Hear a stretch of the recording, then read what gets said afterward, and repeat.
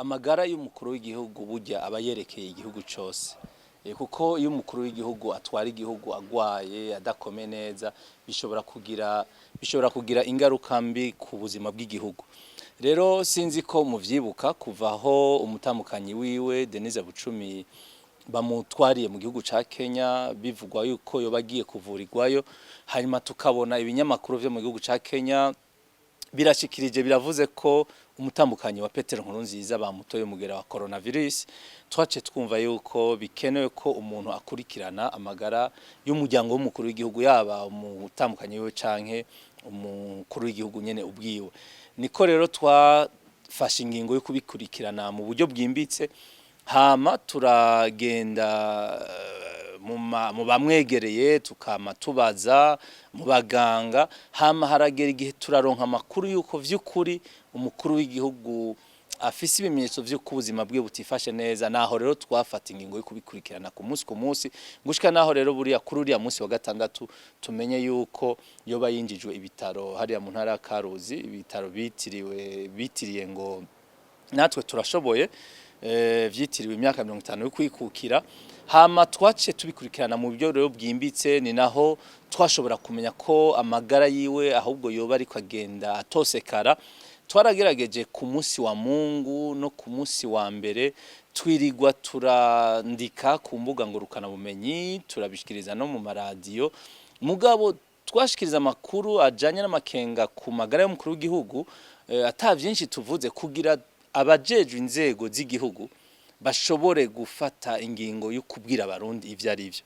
Ariko mwarabonye ko gushika ku munsi wa mbere abahanuzi mu biro vy'umukuru w'igihugu hakugira ico bavuze baca bihutira gutukana, bakavuga ko atamwanya bafise wo kuvuga kuri ivyo bivugwa. Mbere mwarabonye Wirinyamitwe avuga ko bobo bibereye mu nteguro y'amatora ngo yabakenguza amateka. Hanyuma twarabonye ko harimwo ukutamenya bimwe twokwita irresponsabilité mu Gifaransa ku bantu bakorana n'umukuru w'igihugu, gushika naho tumenya ko kuwa mbere ku muhingamo umukuru w'igihugu yitavye Imana, ariko harabura umuntu numwe mu nzego za leta ashobora kugira icavuze. Hanyuma rero sinzi ko muzi iriya leta ya CNDD-FDD ni leta yakoze amaremantanya kenshi, irabeshera abarundi binabiriya, irafunga abantu, abandi irabica, abandi irabangaza.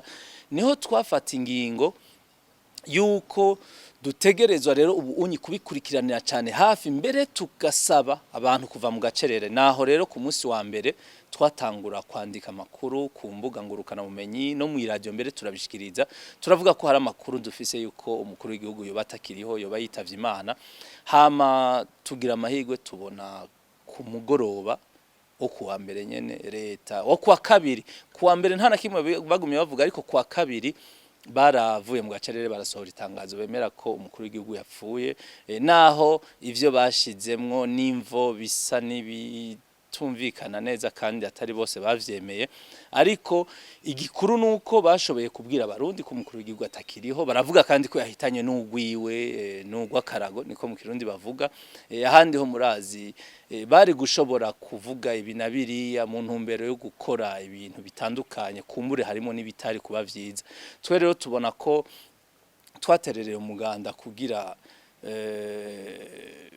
umutekano wubahirizwe mu gihugu cyose, kandi mwarumse ko nawo muri leta babishima. Hanyuma ikindi naco nuko twagerageje iyo nkuru tukayijera neza, ntihagiyemo gushikuza canke kugira ntitwara bikoze mu buryo ko twumvise ko hariho na bamwe muri leta boba barashimije twakoze.